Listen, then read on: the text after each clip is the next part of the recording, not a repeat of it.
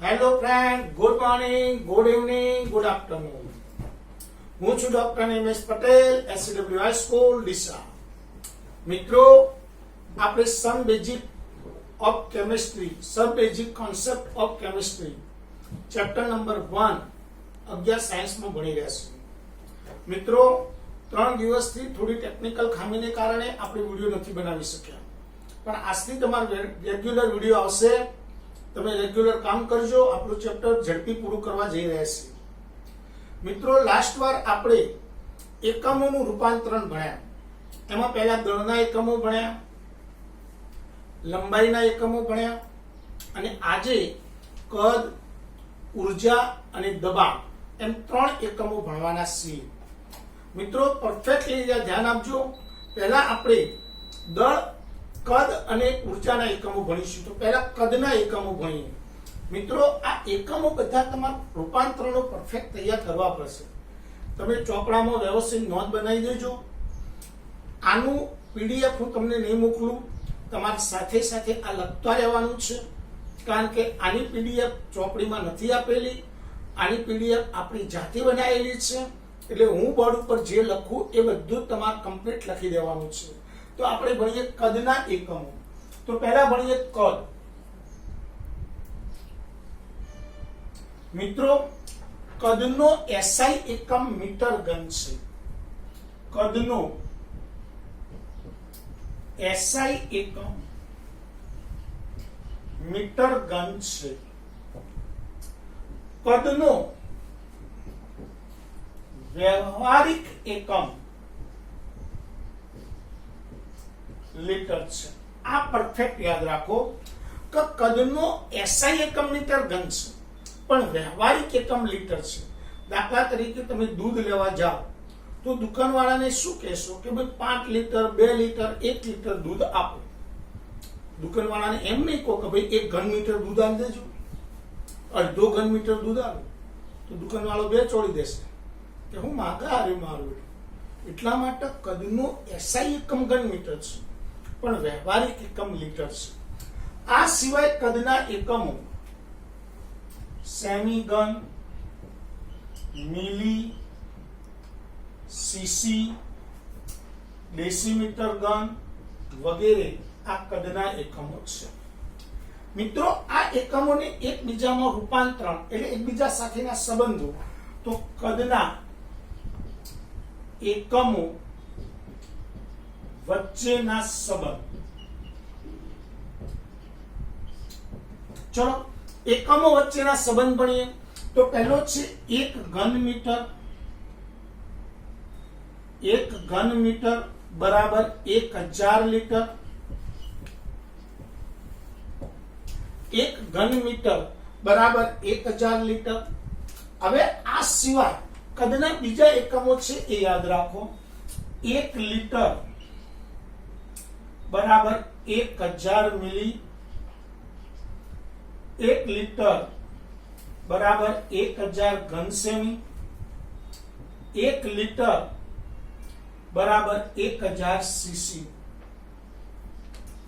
એનો મતલબ એ થયું કે 1 મિલીલીટર બરાબર 1 સેન્ટીમીટર ઘન બરાબર 1 સીસી.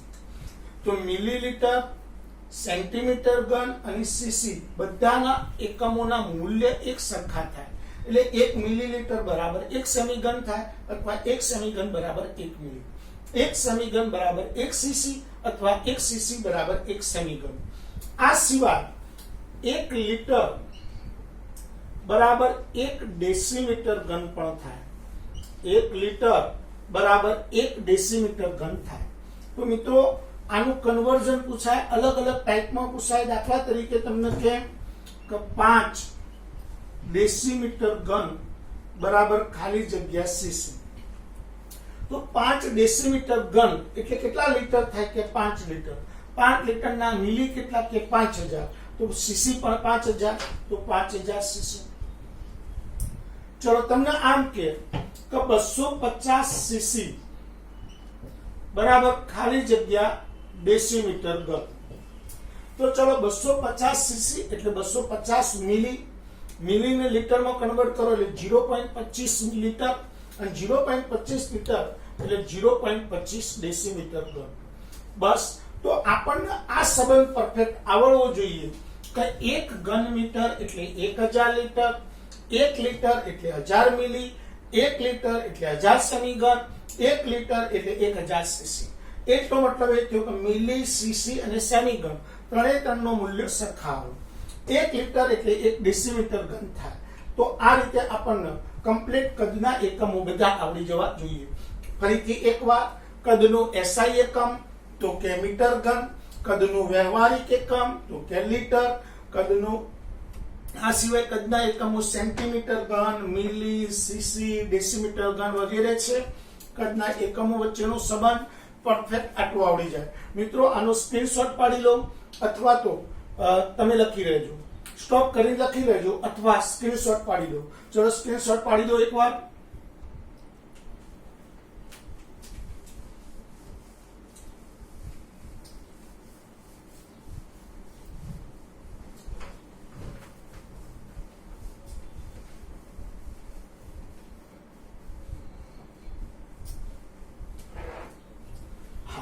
મિત્રો, કદ પછી આવે છે ઉર્જાના એકમો. ઉર્જા એટલે કે શક્તિ ના એકમો, પાવર, ઉર્જાના એકમો. તો એ ઉર્જાના એકમો ઘણા બધા છે. એમાં સૌથી મોટામાં મોટો એકમ લીટર વાતાવરણ છે.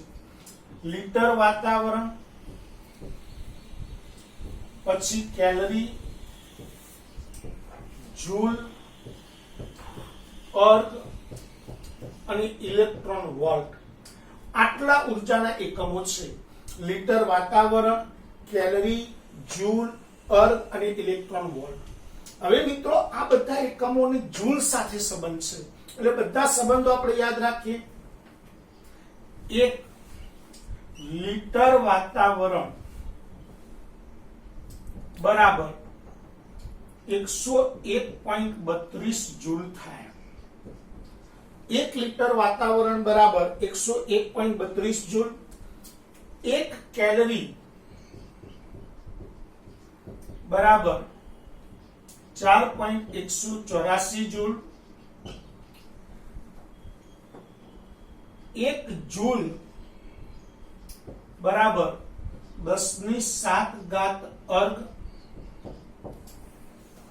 1 ઇલેક્ટ્રોન વોલ્ટ બરાબર 1.602 ગુણ્યા 10⁻⁻⁹ જૂલ. તો મિત્રો, આટલા સંબંધો જો કમ્પ્લીટ આવડે તો એકમોનું કન્વર્ઝન એકબીજામાં તમને ઈઝી આવડી જાય. એના માટે પરફેક્ટલી તમારું નોલેજ એ હોવું જોઈએ કે ભાઈ 1 લીટર વાતાવરણ એટલે કેટલા જૂલ, તો 101.32 જૂલ. 1 કેલરી એટલે કેટલા જૂલ, 4.184 જૂલ. 1 જૂલ એટલે કેટલા અર્ગ, તો કે 10⁷ અર્ગ.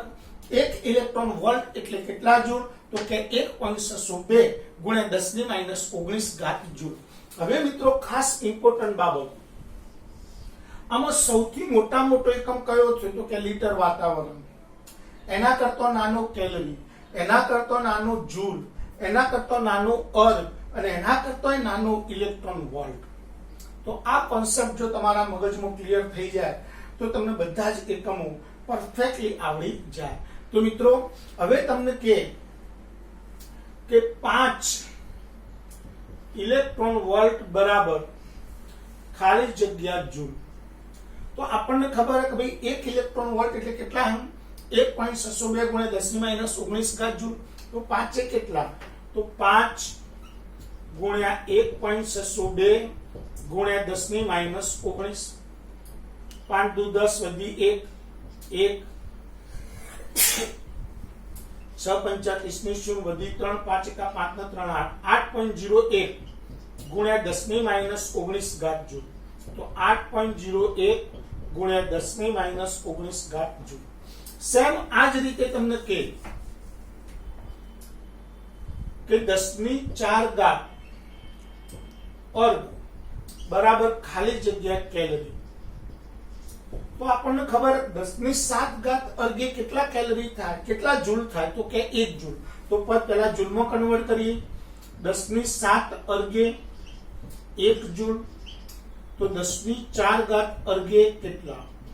10⁴ ગુણ્યા 1 ભાગ્યા 10⁷ 10⁻³ +7 ઉપર જાય તો -4 માંથી 7 જાય તો -3।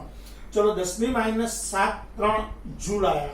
હવે આપણને ખબર છે 4.184 જૂલે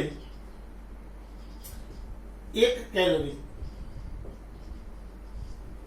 तो 10⁻³ जूले કેટલા કેલરી? तो 10⁻³ ગુણ્યા 1 ભાગ્યા 4.184। तो 1 ભાગ્યા 4.184 करो, अंदाजित जवाब लाइए तो 1 भाग्या 4 करो। 1 भाग्या 4 એટલે 0.25। तो 0.25 गुण्या 10⁻3। अब पॉइंट आ बाजू कापो तो 2.5 गुण्या 10⁻3 કેલરી। तो आ रीते તમે ગમે તે કન્વર્ઝન આવડી જાય, પણ એના માટે આ સંબંધ તમને કમ્પ્લીટ આવડવો જોઈએ। તો ઊર્જાના જુદા જુદા એકમો જણાવો। तो ऊर्जाना जुदा जुदा एकमो आपણા મગજમાં કમ્પ્લીટ ક્લિયર થવા જોઈએ। ફરીથી એકવાર ઊર્જાના એકમો કયા કયા? તો લિટર બાર, કેલરી, જૂલ, अर्ग वगैरह वगैरह जुदा અને ઇલેક્ટ્રોન વોલ્ટ। આ એકમોનું ઉતરતા ક્રમમાં જ મેં ગોઠવેલા છે। 1 લિટર વાતાવરણ બરાબર 101.32 જૂલ છે। 1 કેલરી બરાબર 4.184 જૂલ છે। 1 जूल बराबर 10⁷ अर्ग छे। 1 इलेक्ट्रॉन वोल्ट बराबर 1.602 गुण्या 10⁻19 जूल छे। तो आ रीते आपने ऊर्जाना विविध एकमो आपणा मगजमां कम्प्लीट क्लियर थई जाय। आनो स्क्रीनशॉट लई लेजो जरा, कम्प्लीटली स्क्रीनशॉट लई लो। चलो मित्रों, हवे आपणे भणीए दबाणना एकमो। तो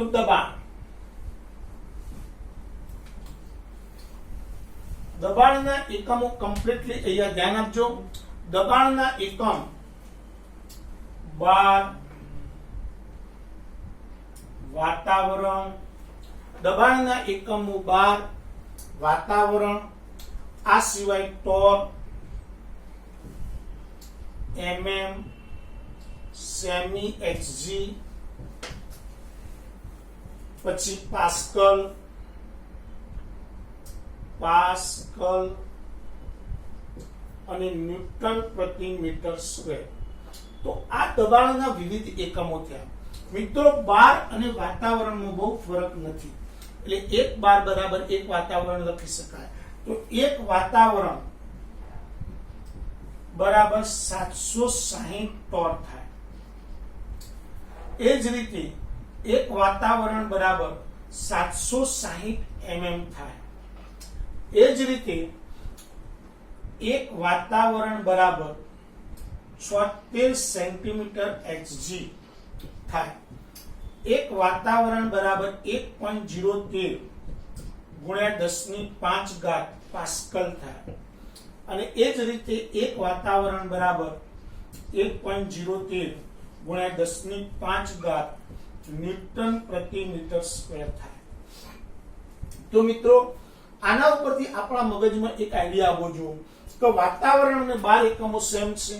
તો 1 બાર બરાબર 1 વાતાવરણ। એ જ રીતે ટોર અને mm એકમો સેમ છે। 1 ટોર બરાબર 1 mm। એ જ રીતે પાસ્કલ અને ન્યૂટન મીટર પ્રતિ સ્ક્વેર એકમો સેમ છે। 1 પાસ્કલ બરાબર 1 ન્યૂટન પ્રતિ મીટર સ્ક્વેર। तो आ दबाणोना कॉन्सेप्ट में आ कॉन्सेप्ट परफेक्टली तमारे याद रखवाना छे। आटलू परफेक्ट याद रखो तो एक बीजा में कन्वर्जन आवड़ी जाए। दाखला तरीके हूँ तमने कहूं कि दरियानी सपाटी ऊपर 1.2 पास्कल दबाण छे। 1.2 गुण્યા 10⁴ पास्कल दबाण छे। तो તેનું દબાણ ખાલી જગ્યા વાતાવરણ છે। હવે ટૂંકમાં પાસ્કલ ને તમારે સમ ફેરવવાના થાય વાતાવરણમાં। તો આપણી પાસે પદ છે 1.01 13 ગુણ્યા 10⁵ પાસ્કલે 1 વાતાવરણ।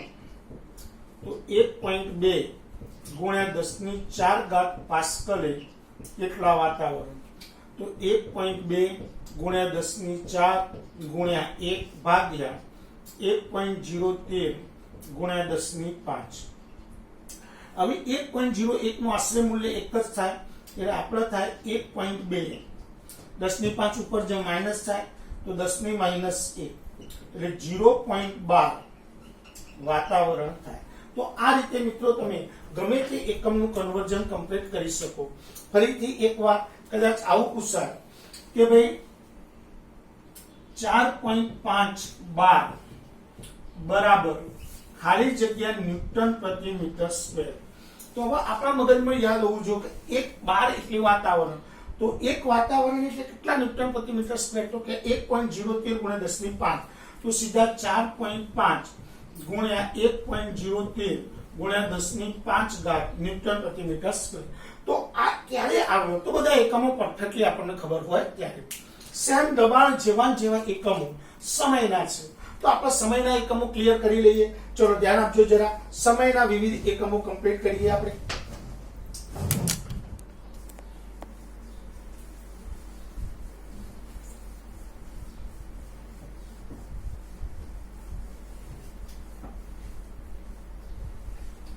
ચલો મિત્રો, દબાણની જેમ જ આપણે સમયના એકમો લઈએ। સમય,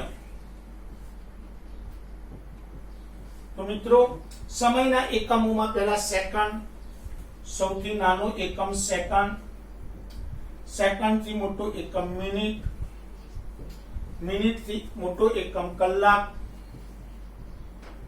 કલાક થી મોટો એકમ દિવસ, અને દિવસ થી મોટો એકમ વર્ષ। મિત્રો આપણે જાણીએ છીએ કે 1 મિનિટ બરાબર 60 સેકન્ડ,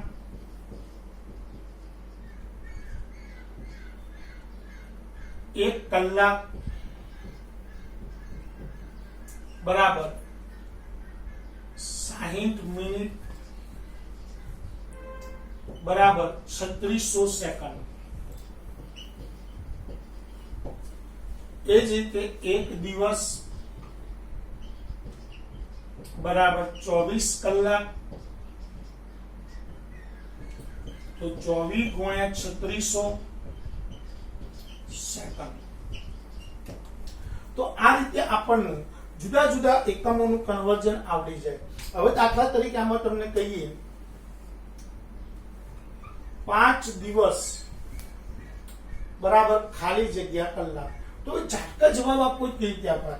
તો આપણે ખબર કે એક દિવસના કલાક કેટલા, સેકન્ડ કેટલી, એક દિવસના કલાક કેટલા કે 24, તો સીધા 5 ગુણ્યા 24 એટલે 120, 24 × 5 120 કલાક।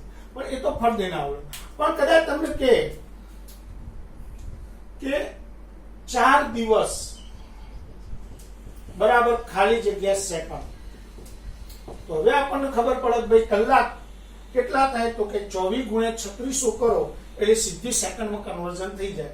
તો દિવસને તમારે સેકન્ડમાં કન્વર્ઝન કરવું હોય તો 4 ગુણ્યા 24 ગુણ્યા 3600, ચલો ગુણાકાર કરીએ। પહેલા 24 36 ચોક 6 ચોક 24 નો ચોગડો વધી 2 144 ગુણ્યા 24 બરાબર 144 ગુણ્યા 24 કરો, દશકની શૂન્ય 4 દુ 8, 4 દુ 8 1 એકા 1, ચોકુ ચોકુ 16 વધી 1, ચોકુ ચોકુ 16 ને 1 57 7 વધી 1, 4 એકા 4 ને 1 5, 6 15 નો 5 વધી 1 14 1 ને 2, 2456 સેકન્ડ। તો મિત્રો આપણને કલાકને મિનિટમાં, મિનિટને સેકન્ડમાં, સેકન્ડને કલાકમાં વગેરે વગેરે રીતે કન્વર્ઝન ઇઝીલી આવડે। પણ એના માટે બધા એકમો કમ્પ્લીટ આવડવા જોઈએ। આના માટે મેં તમને એક શોર્ટકટ પેમ્ફલેટ મોકલું છું, બરાબર? એટલું તમારે પરફેક્ટ તૈયાર કરી દેવાનું છે। એટલું તૈયાર કરી દો એટલે બધા એકમોનું કન્વર્ઝન તમારા મગજમાં કમ્પ્લીટલી સેટ થઈ જાય। હવે મિત્રો આપણે આખો ટોપિક બદલાય છે। અહીંયા એકમોનું રૂપાંતરણ કમ્પ્લીટલી ક્લિયર થઈ ગયું। પણ ઘણીવાર આવો એક પ્રશ્ન પૂછાય. સમજો મિત્રો, આપણે જે ભણ્યા એમાંથી આવા નવા પ્રશ્નો ચોપડીના સ્વાધ્યાયમાં પણ છે, એટલે જરા ધ્યાન આપજો. આવો એક પ્રશ્ન પૂછ્યો છે, બરાબર ધ્યાન આપજો.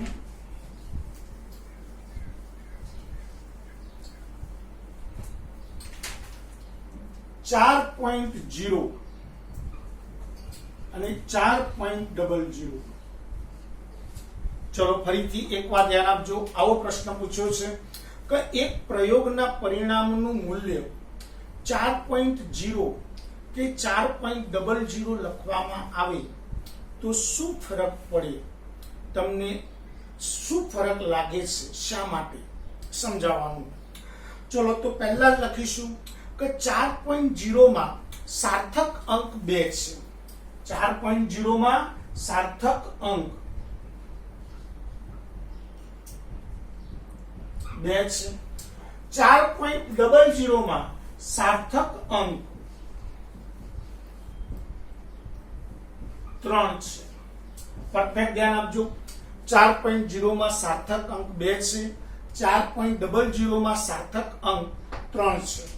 હવે 4.0 ની ચોકસાઈમાં પ્લસ ઓર માઇનસ 0.1 છે.